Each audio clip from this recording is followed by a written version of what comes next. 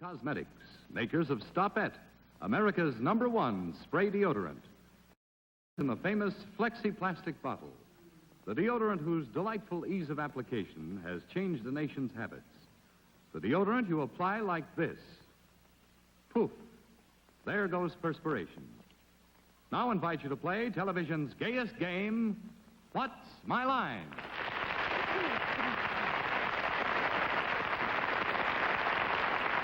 Take a good look at this woman. If you saw her in a shoe store, would you be able to tell what she does for a living? Is she a truant officer? A woman scientist? A blues singer? What would you say if she turned to you and asked, "What's my line?"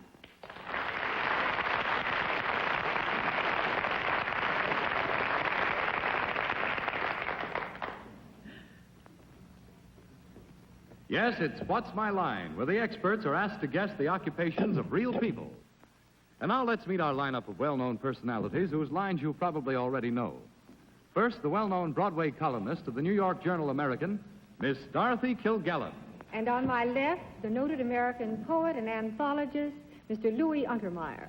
And seated next to me, as usual, I'm happy to say, that fine actress, Arlene Francis. Why.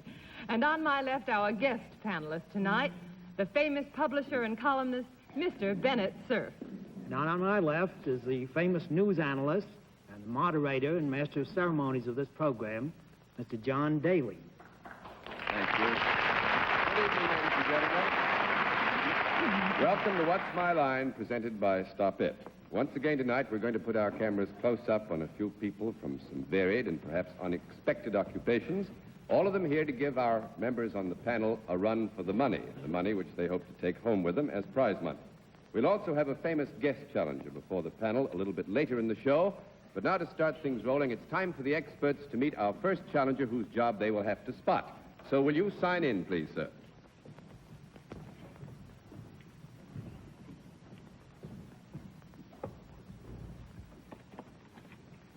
Fred Martini, is that right? Yes, sir. Well, Mr. Martini, first of all, tell us where you live. Well, I live in the Bronx. In the Bronx? Yes, sir. Well, most of these people over here are from New York, but don't hold it against them. However, they want to take a closer look at you. So will you walk over there in front of the panel for me?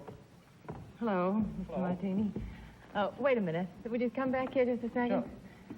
Would you do something for me? I sure will. Would you turn halfway around, let me see you do a knee bend? Halfway around and do a knee bend? Turn halfway around, do half a knee bend, if that's easier. Uh-huh. Oh, he's religious. Sort of a genuflecting knee bend. Thank you very much, Mr. Martini.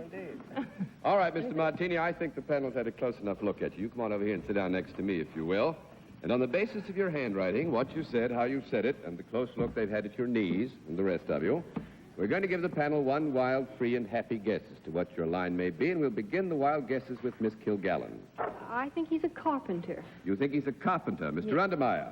I think his name is a disguise. I think Martini is a Manhattan mixer. Miss Francis. Well, I'm going to stay with the clergy on that genuflect someplace along the line. All right, Mr. Cerf. I think Mr. Martini's a police inspector, one of the new ones. No television man he, huh?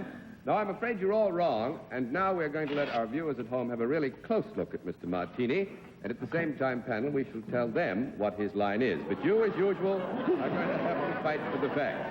You know what the rules are. You ask questions in turn to be answered yes or no.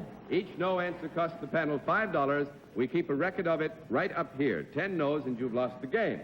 Now, we're going to give you one more bit of help. Mr. Martini is salaried. With that, we'll begin the general questioning with Mr. Undermeyer. Do you work for a profit-making organization, Mr. Martini? No. One down and 9 to go. Miss Francis? Yes. Are you in education in any way? In a way. In a way, yes. That's right. In kind of a hilarious way. Well, may I suppose that you have pupils? In a way. Half-witted, obviously. Does your work with these in-a-way pupils fit them for better living? In a way. Yeah, I would say so. When he gets through with them... Does he have a job in a way? Yeah, he's got a job. Definitely. Do you touch these pupils? In a way. Yes. I do. Is your work in any way advisory? In a No. way? Oh, not No. in a way. What a No, relief. no, we're I'm going to glad take I a lost no. it. 2 down and 8 to go. Mr. Cerf. Mr. Martini, are your pupils men exclusively? No. 3 down and 7 to go, Miss Kilgallen. Are your pupils living? Yes, definitely. Are they creatures which have more than 2 legs?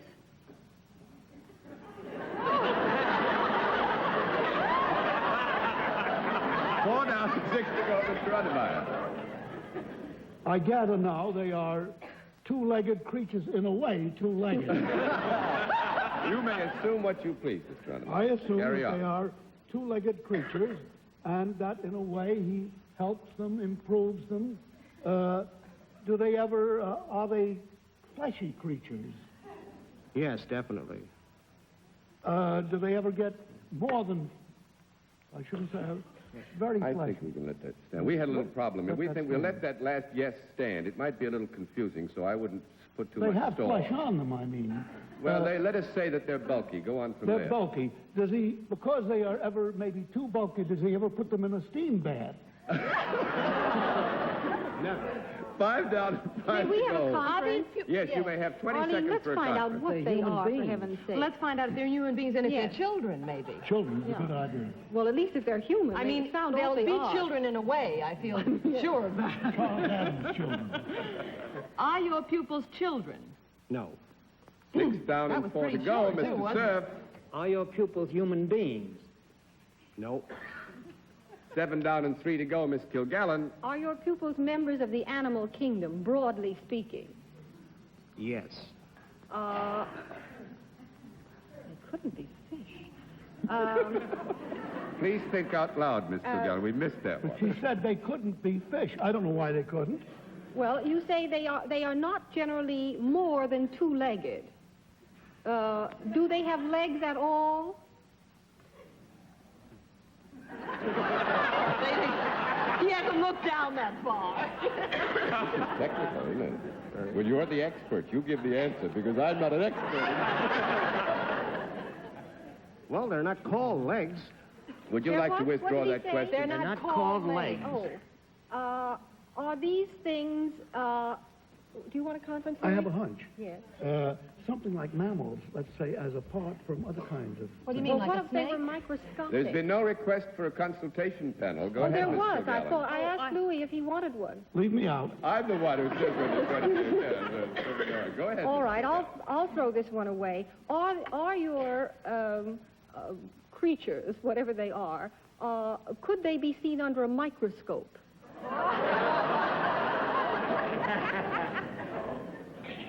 Would you rephrase the question? I'll just re-question. All right, you re-question. That's a little bit difficult because, let us say, a portion of them might be put under a microscope. Could you hold these things in your hand? No. 8 down and 2 to go. They're Mr. big. Undermeyer. Could you hold them in your lap? Yes. Are they pets? Not as we use the term pets. 9 down and 1 to go, Miss Francis. These animals that have something like legs, are they ever in museums? Yes. Are they an unusual animal? Too unusual. I don't think, not in the sense of being I mean, but they're unusual. not in everybody's home. They're not. Well, all right, on that basis, you go ahead, Miss Francis. Would they be animals, thank you, would they be animals that you might see in a zoo? Yes. Are they mammals? Yes. Maybe it's a whale. No, wait a minute. What about Would you like to have a consultation? Oh, that's it. I know what it is. What? He's got it. We had our conference. I got the answer from Bennett, I think. Are you a SEAL trainer?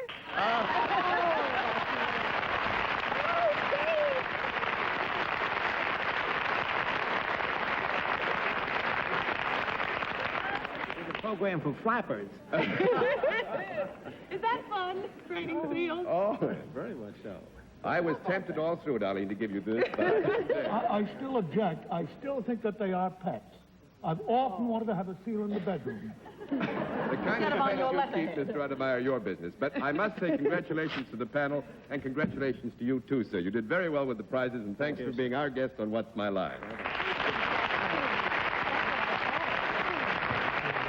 All right, panel, now let's see what you can do with our second challenger. So will you come and sign? Tune in again when Stop It invites you to play What's My Line. And don't forget our new day and time, this coming Sunday and every Sunday from now on at 10:30 p.m. Eastern Standard Time.